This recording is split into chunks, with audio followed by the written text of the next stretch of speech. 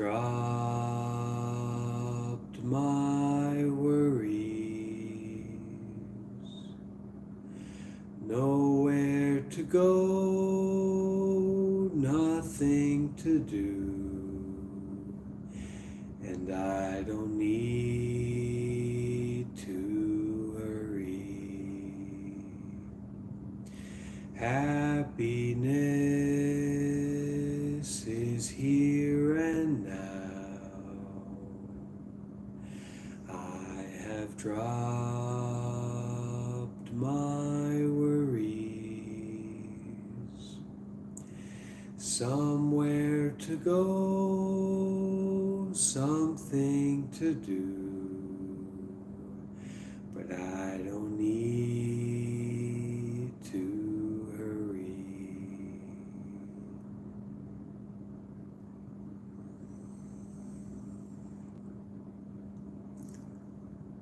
I get my joy from the simple things coming from the earth. I get my joy from the sun that shines and the water speaks to me. Listen to the wind and listen to the water. Hear what they say.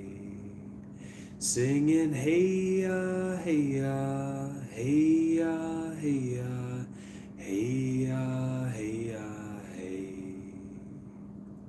Singing hey ya, hey ya, hey ya, hey ya, hey ya, hey ya, hey. So these songs may sound kind of light and fuzzy, right? Maybe a little bit sweet and playful. But the truth is that these songs actually have very deep, very profound teachings about the nature of reality, but also how to practice, how to live skillfully, right? How to live in the way that brings you happiness, peace, freedom, joy, healing. The second song is about getting our joy from the simple things. And it's about how do we nourish ourselves on very, very simple experiences, right? To drink water, to feel the cool air, to see the clouds, to experience the sunlight. If we can, even something like this, this might be a little bit less simple, less natural, some people would say, than the wind or the water, but something like slime, simple, direct, tactile, and how you can soft, kind of chewy, right? You can experience something like this, and it can be a source of happiness. It can be a source of peace.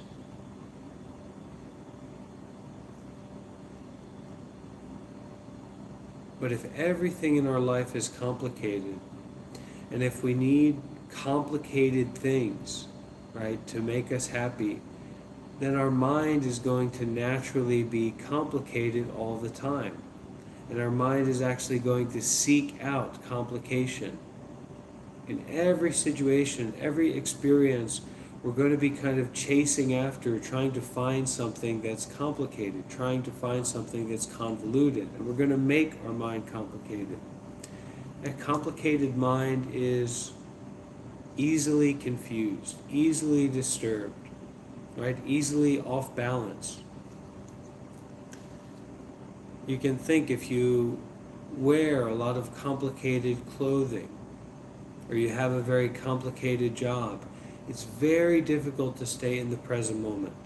It's very difficult to stay peaceful and calm. If our room is messy, right? If the place where we sleep, the place where we live is a mess, or the people around us are a mess, complicated, right? It's very difficult to touch peace. It's very difficult to know our peace and experience it directly.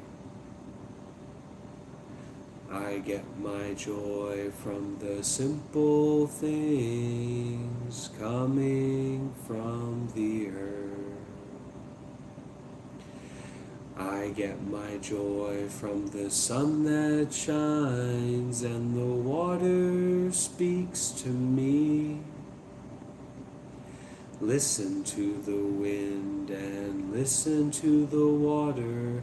Hear what they say. So this isn't some kind of hippie-doo-dah. It's not actually a hippie-doo-dah song, even though it may sound like that very strongly. But it's actually to turn your awareness, turn your powerful mind, your powerful human mind, towards water, towards sunlight, towards the wind, and listen to what that water, kind of take in the wisdom of water. Take in the reality of water. Take in the reality of the wind. Take in the reality of the sunlight, which is profound, okay, and essential, and there's so much depth to it. But if we just look at it's sunny today, and then we go back to our complicated thinking, we're not really listening to the wisdom of the sun. We're not nourishing ourselves on this simple power, right? This power of brightness, this power of truth that is not based in complicated thinking. It has nothing to do with complicated thinking.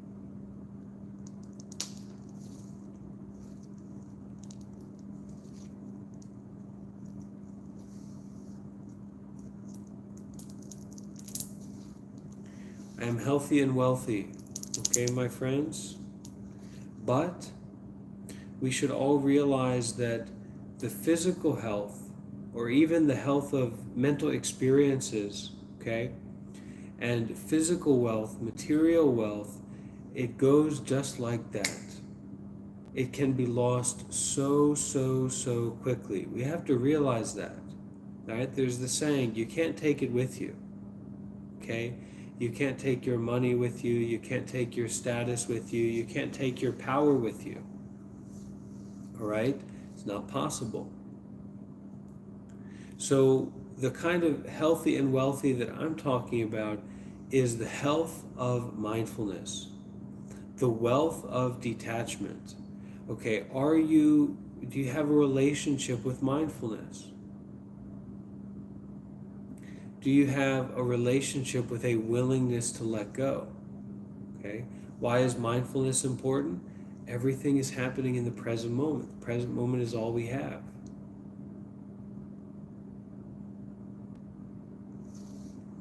Why is,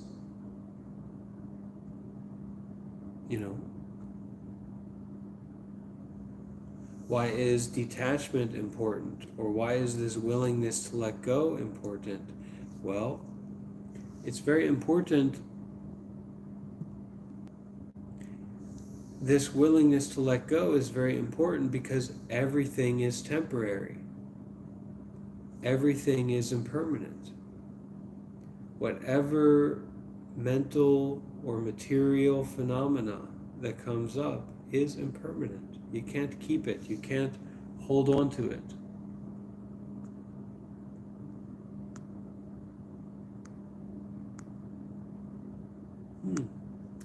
Something wrong over there. I don't know what's going on.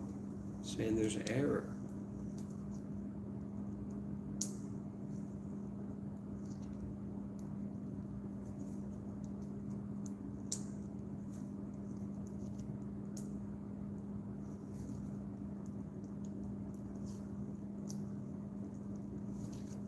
Is the connection okay here on TikTok?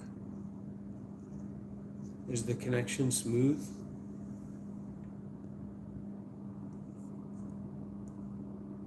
Huh. I wonder what's going on the YouTube then.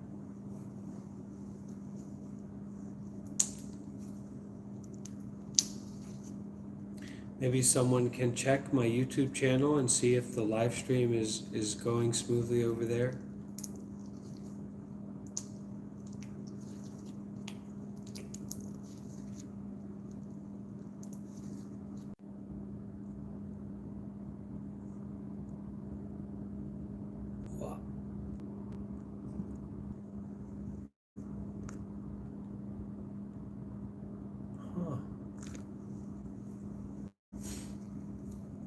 Well, we're live on TikTok, so. Does anyone have any questions they want to share about their experience? If you don't know me, I am Bhante Warapanyo. I've been a Buddhist monk for 5 years. I'm originally from America, but I travel around the world to different Buddhist temples and monasteries to practice meditation and to teach meditation online and in person. But I've especially done a lot of teachings online. We have a Discord server and a YouTube channel.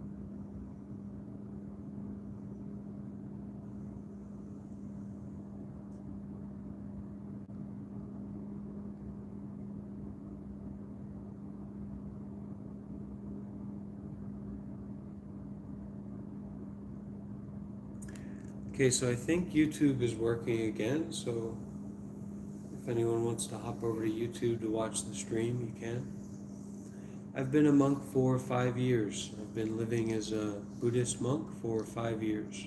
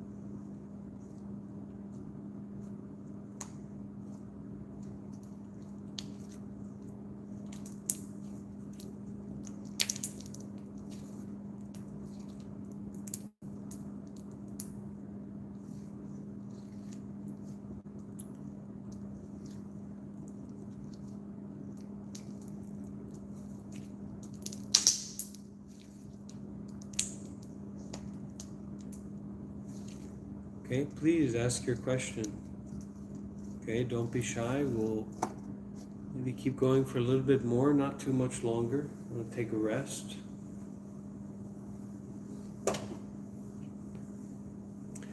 in South Korea, and yes, I've been living as a monk for 5 years, and most monks have phones. Yeah, most monks have phones. Most of the monks that I've met have phones. And I'm very happy and very grateful that I have a phone, so that I can do live streams like this, so that I can stay connected with people who are interested in meditation and Buddhism. Okay.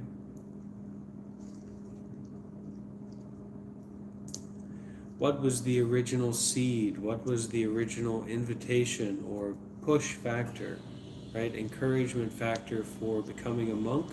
Suffering, an awareness of suffering. That is the seed of my monkhood.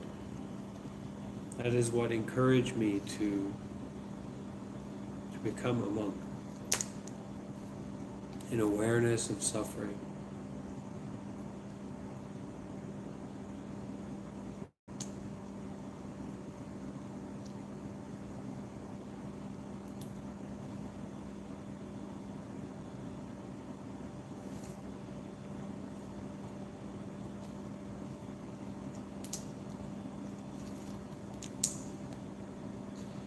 In Buddhism, there are 4 noble truths. So there are 4 fundamental truths to life. There is suffering. There is a cause of suffering. There is an ending of suffering, and there is a path to ending suffering. 4 noble truths, okay? But this first one is all you need right now. That is to recognize that there is suffering, there is dissatisfaction. This is fundamental to reality. This is, in fact, a mark of reality. You know that you're experiencing reality when you are aware that there is suffering. Even when you get what you want, even when you avoid what you don't want, there is still suffering. There is a sense of dissatisfaction. There's a thirst that you couldn't to satiate. So this is the first noble truth of the Buddha, dukkha, dissatisfaction, suffering. And if we can be aware of suffering, we can put ourselves and be willing to be aware of suffering and to face that rather than just trying to distract ourselves from it. We can place ourselves in a much more realistic situation to deal with the inside and the outside. Running away from suffering doesn't work. Trying to cover up suffering with pleasure doesn't work. In fact, the cause of suffering, the cause of this dissatisfaction, the cause of this unpleasantness is desire, is that chasing mind, right? That constant desire mind. That's the root of suffering.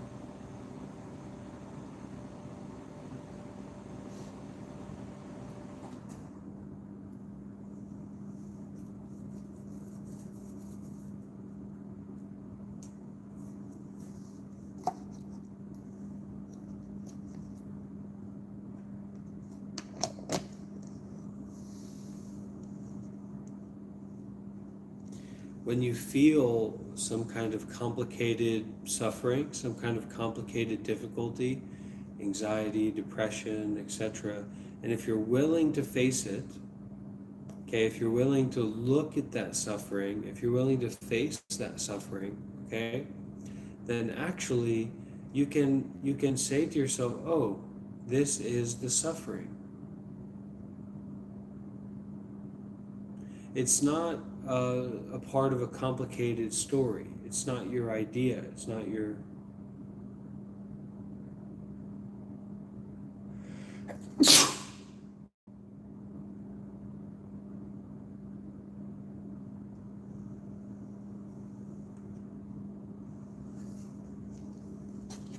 Mind is Buddha.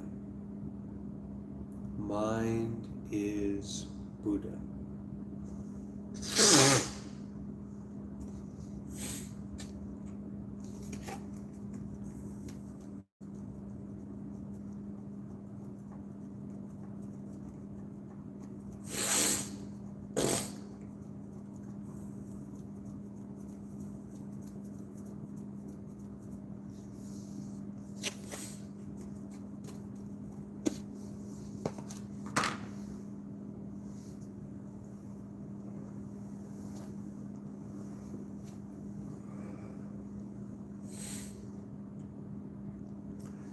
The sun, it shines on everyone.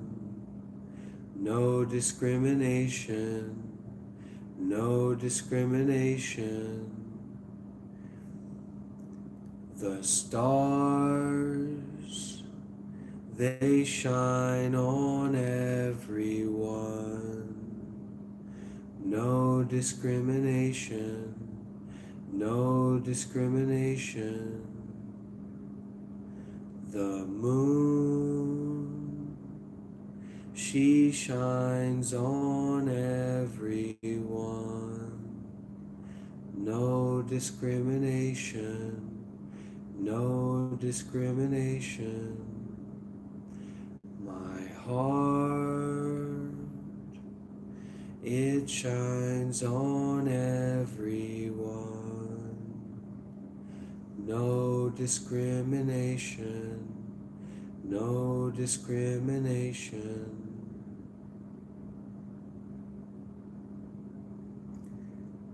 Discrimination is picking and choosing, okay? Discrimination is making up your complicated story about yourself or other people, good and bad, right and wrong. Okay? The sun, it shines on everyone. No discrimination. No discrimination.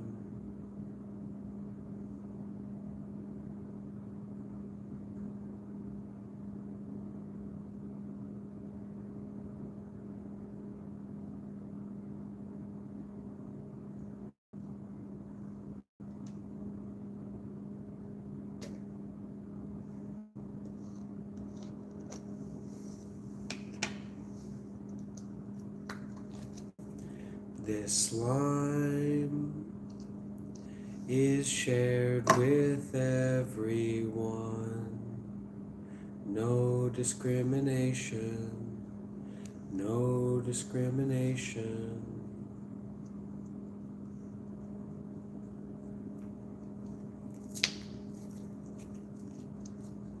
I am 30 years old. I'm a 30-year-old American Buddhist monk.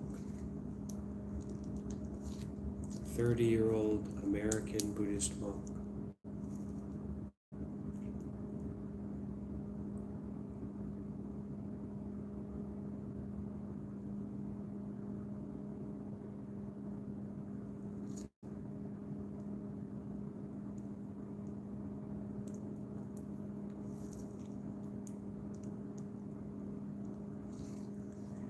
I've been a monk since I was 25. I became a monk when I was 25 years old in Thailand.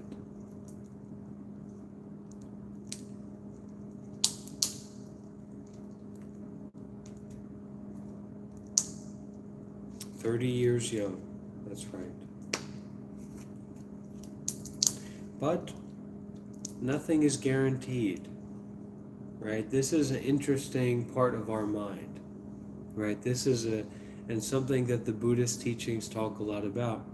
So the Buddhist teachings, hi Nina, the Buddhist teachings are talking about impermanence.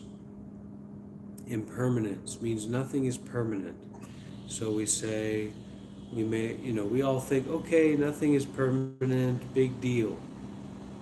All right, so what? Nothing is permanent, so what? But it's true, right? Nothing is permanent. Anything that comes into being, okay, whether it's big or small, solid or loose, bright or dark, anything that comes into being is what? Let's see. Answer in the comments. Anything. A thought, a feeling, an experience, a person, the moon, the stars, all of the known universe, anything that we become aware of is what? Including ourselves, this body, this mind, these eyes, right? Loretta's got it. Anyone else? We've got some sleepy TikTokers here. Okay, wake up, TikTokers. And we've got our YouTube community here. Temporary, impermanent, ethereal. Okay, and a lot of people are saying temporary, very temporary, fundamentally temporary. Okay, it's not fundamentally permanent. You understand that? It is not fundamentally permanent. But what we believe and how we act, okay, and it leads us to act in all of these strange ways, all of these arrogant ways and negative ways and judgmental ways and ignorant ways, okay? We act out of ignorance because we believe, even deeper than belief, it's just like it's ingrained in us, it's evolutionarily in us that, oh, I'm going to be here 30 seconds from now, right? Or the building that I'm in is going to stay solid, right, in the way that it is right now 30 seconds from now. or that my loved one that I don't know where they are, they're not with me, that, oh, they're for sure, they're definitely alive. So they may be alive. This building may stay the way that it is. You may be alive 30 seconds from now. That's very true. Okay, you may be alive 30 seconds from now. Your body may be permanent or solid 30 seconds from now. The building that you're in may stay the way that it is 30 seconds from now, relatively speaking, right? But the reality of it is that it most likely will not. This is the ungraspable reality, and it's almost, we have an evolutionary disposition, like biologically, we have we need to not see this or understand this, but your body is most likely not, you're not, most likely is very strange, but it's true. Most likely your body will not be alive 30 seconds from now. 99.99% that you will not be alive 30 seconds from now. Now, why is that? Why, what are you why are you saying this? Are you trying to, freak us out or something? No, because your body does not have anything in it that is fundamentally permanent. It was never permanent. It's never been permanent. It's fundamentally impermanent. So this 0.001%, okay, where your body does continue to be the way that it is, seems to be what's happening right now, right, is cause and effect, causes and conditions. It's actually about you or your story or your validity or your solidity in that sense. Okay, we're talking about very material things here. It's impermanent. What is a soul, right? Who knows what that is? A soul is no bigger or better than this slime, okay? The soul of slime is in my hand. Be gentle. Be careful. But we're in a very sensitive, moment by moment situation. And that's okay, go out to eat, have a good meal, relax, take a nap, have some tea, go live on TikTok. You can do it. But we can also recognize this nature of impermanence that is inside of ourselves. Our true nature, okay, of the mental and physical phenomena is impermanence.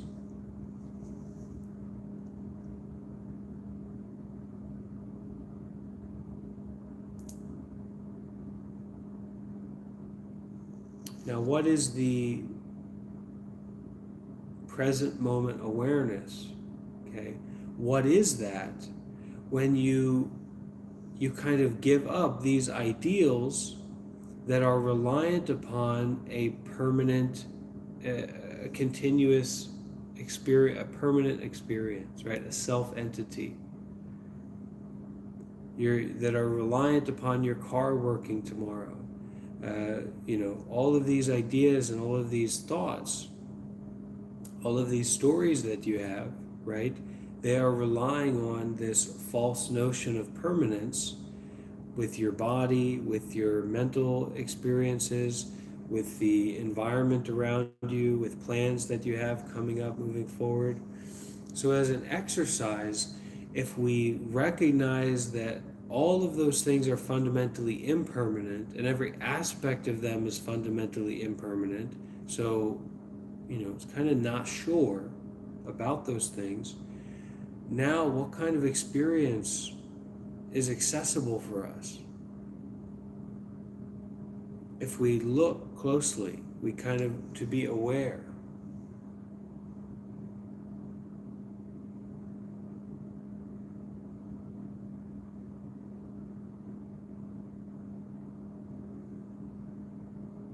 And our breathing can be very helpful because our breathing kind of anchors us in the present moment. And the breathing is also this example of impermanence.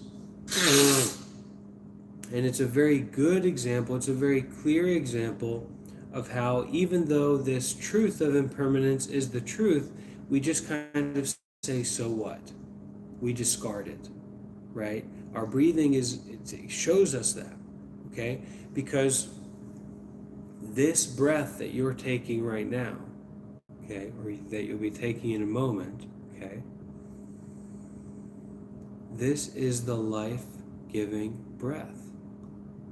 This is the breath of safety, of healing, of nourishment, right?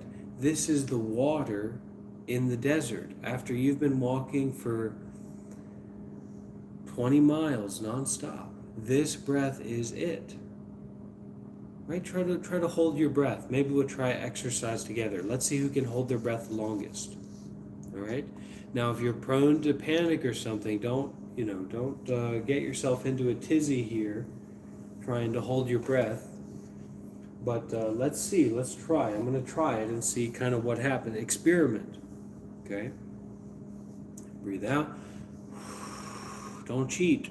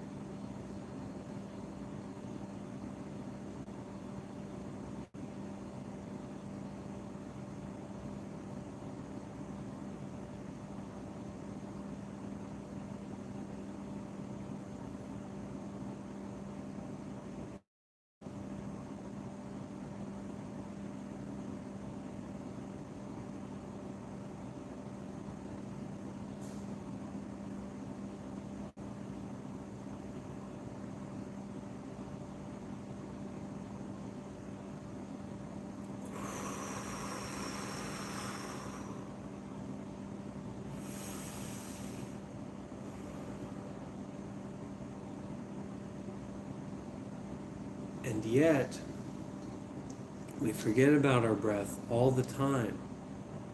We neglect it. We see it as something that's mechanical or animal. It's not important, right? And yet, it is so essential. It is so important. It is so vital, moment by moment, throughout our daily lives. Doesn't matter who you are, where you are, and yet we don't give our attention to it. So, in the same way, this impermanence, this reality of impermanence, we don't give our attention to it. And so we don't get the power from it. We don't know how to use the power of impermanence. Okay? We only know how to use the power of the appearance of permanence.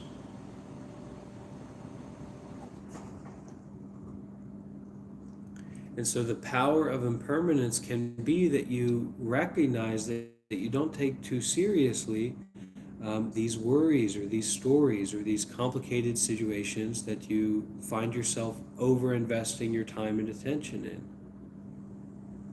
But rather, you can know, oh, I'm getting worked up, I'm getting stressed out, I'm kind of, I'm hitting my limit with this situation that I'm in my life, and you come back to the breathing.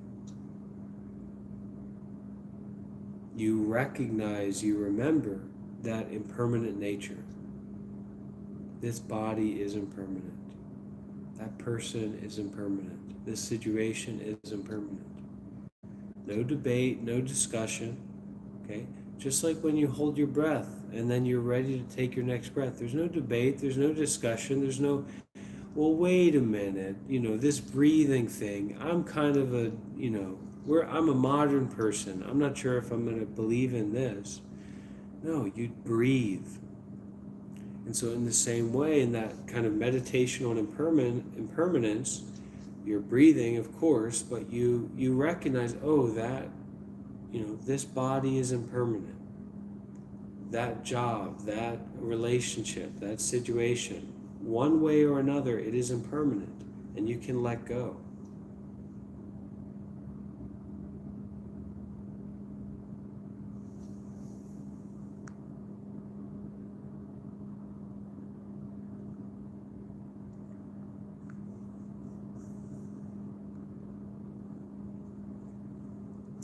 Ola on YouTube said, good advice. Well, Ola, that's what I'm here for. That's my job, right?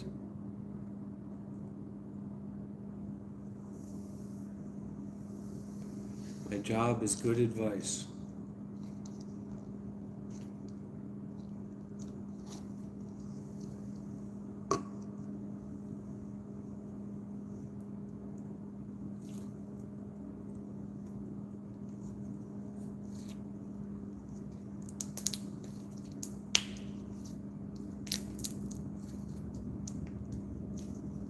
It's a long day, Nino. It's a long day. It's almost midnight here in South Korea. Busy day of doing good deeds. Yeah. We'll wrap it up in a few minutes. Get some rest.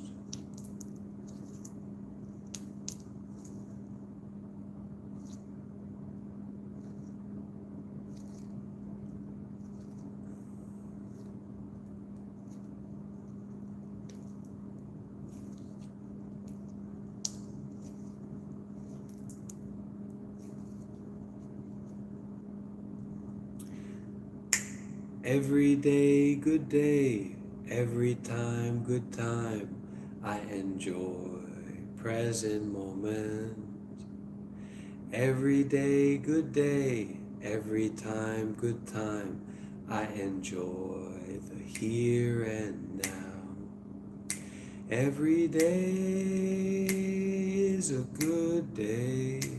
Every time is a good time. Every day is a good day. Every time is a good time. Every day, good day. Every time, good time. I enjoy present moment. Every day, good day. Every time, good time. I enjoy the here and now. Every day, every day, every day, every day, every day, every day, every day, every day, every day, good day, every time, good time. Let's enjoy the present moment. Breathing and aware. Breathing and not relying on thought. But aware of thought, sure. You get a little bit involved in thought, sure. But you're not relying on thought. You're relying on breathing and being aware. And that breathing and being aware can embrace, can hold, right? Can accept all kinds of different thoughts, all kinds of different situations, all kinds of different people. When we come back to our center, we come back to breathing and being aware.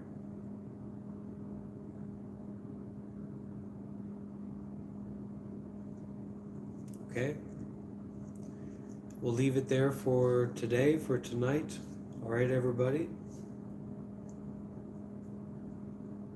If you've been watching for a while on TikTok, go ahead and, say goodbye or show your hand.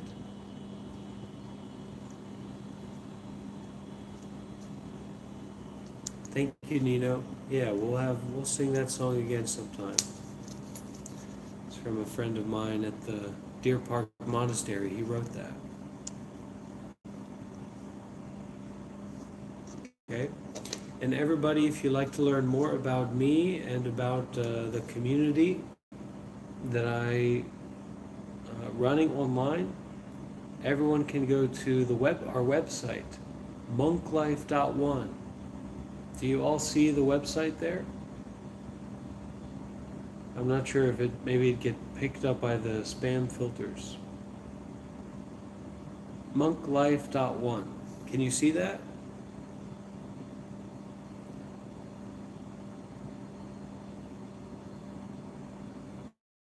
Anyways, there's a link on the TikTok profile, and there's also a link on the TikTok profile to my YouTube channel, so you can see past recordings and things like that. Check out our community. Okay. Suki Hotu. Bye bye. Be happy, everyone. Thank you.